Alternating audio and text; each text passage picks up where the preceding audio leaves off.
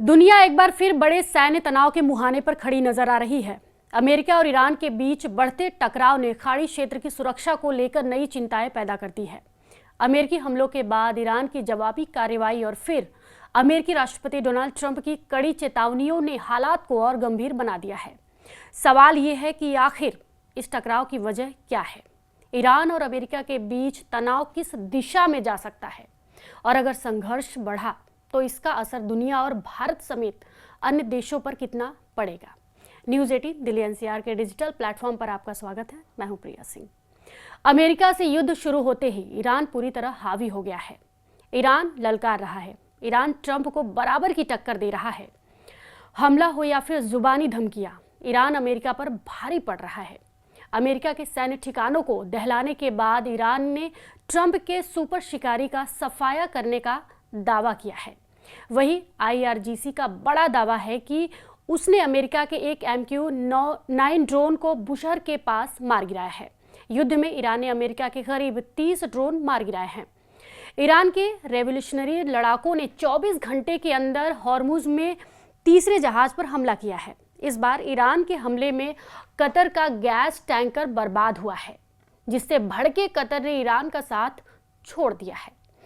कल तक Qatar Iran America में समझौता करवाने की कोशिश कर रहा था, लेकिन अब कतर ने ईरान से किनारा कर लिया है।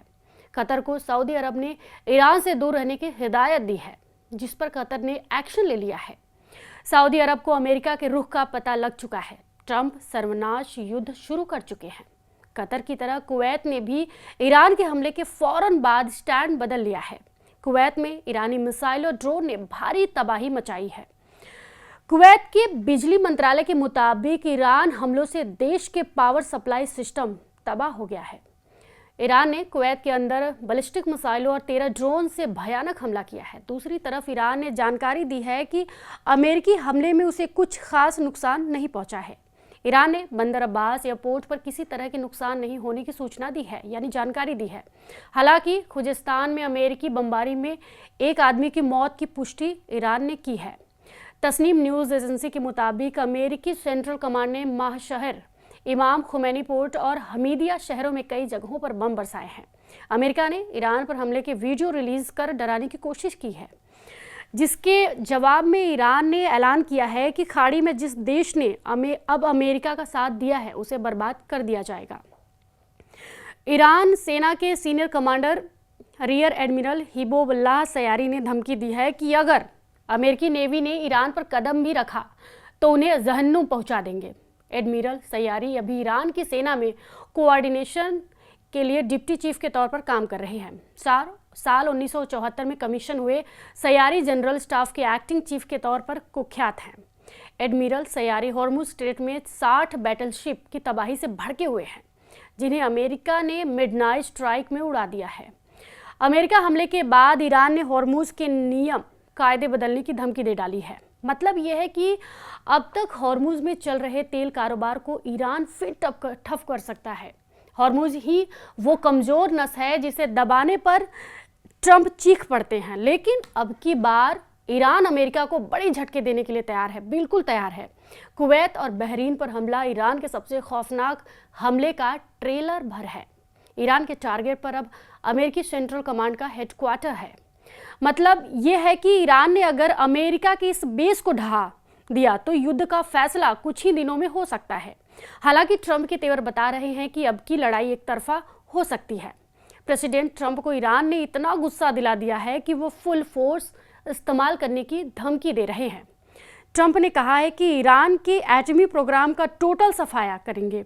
ईरान की मिसाइल पावर से पूरी दुनिया वाकिफ है और पूरे पश्चिम एशिया में फटी ईरान की मिसाइलों ने साबित कर दिया है कि उसे रोक पाना आसान नहीं होगा। ईरान के आसपास अमेरिका के 60 मिलिट्री अड्डे हैं। इन अड्डों पर अमेरिका के 60,000 से ज़्यादा सैनिक तैनात रहते हैं। मगर सीज फायर के दौरान अमेरिका ने ज़्यादातर अड्डे खाली कर दिए हैं, लेकिन यहाँ अमेरिका के जंगी जेट हैं, रेडार और मिसाइल सिस्टम अभी भी हैं। पश्चिम एशिया के आसपास नेवी के जहाज हैं और उनमें सवार 15,000 सैनिक भी हैं। ऐसे में ट्रंप की मुश्किलें ईरान बढ़ा सकता है। क्योंकि ईरान उन अमेरिकी अड्डों को निपटाने की तैयारी में है जो इजराइल के सबसे बड़े मददगार साबित हुए हैं। जाहिर है ईरान सबसे पहले इसे तबाह करेगा, लेकिन ऐसी जानकारी भी आई है कि अमेरिका ने रेडार की लोकेशन बदल दी है। मगर ईरान का एजेंडा बिल्कुल साफ है, युद्ध में ना अमेरिका के अड्डे बख्शे जाएंगे, इजराइल को तो पूरी तरह तबाह किया जाएगा।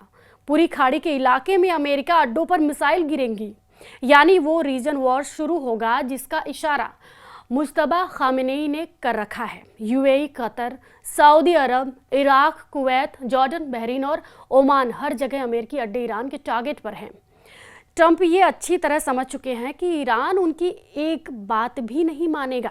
वैसे ईरान अमेरिका का सीज फायर उसी वक्त चकनाचूर हो गया था जब हॉर्मुज में तेल के जहाज जले थे। ईरान अमेरिका का समझौता उसी वक्त टूट गया था जब खामेनेई के जनाजे में किल ट्रंप के बैनर लहराए गए थे।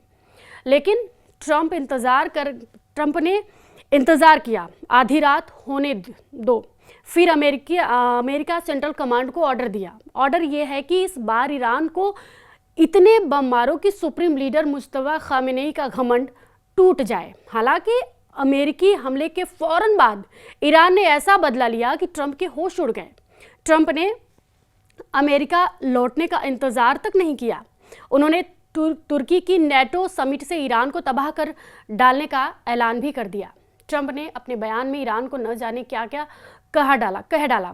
इसी से उनके अगले एक्शन का अंदाजा लगाया जा सकता है। ट्रंप के वॉर मोड में आने से इजराइल ने राहत की सांस तो ली है। खासकर नेतन्याहू को अब लेबनान, सीरिया और यमन में हमलों का लाइसेंस मिल गया है। नेतन्याहू पहले ही साफ कर चुके हैं कि ईरान की इस्लामी कट्टर हुकूमत के तख्ता पलट तक ये युद्ध रुकेगा नहीं, बिल्कुल भी। असल में ईरान अमेरिका की लड़ाई का सबसे अहम किरदार इजराइल है, जिसकी वजह से ये युद्ध भड़का हुआ है। वो कोई और नहीं, इजराइल ही है। इजराइल ने ही ट्रंप को ये यकीन दिला रखा है कि ईरान के पास एटमी पावर है। ईरान के एटमी बम को इजराइल अमेरिका के लिए सबसे बड़ा खतरा बताता है, जिसकी वजह से ट्रंप ईरान के पीछे पड़े हैं। लेकिन अली खामेनेई के अंतिम संस्कार के बीच ट्रंप ने हमला कर ईरान को इतना भड़का दिया है कि अब मुश्तबा खामेनेई आर पार का फैसला करना चाहते हैं। इस वीडियो पर आपकी क्या प्रतिक्रिया है, हमें कमेंट बॉक्स में ज़रूर बताएं और फॉलो कीजिए न्यूज़ 18 दिल्ली से।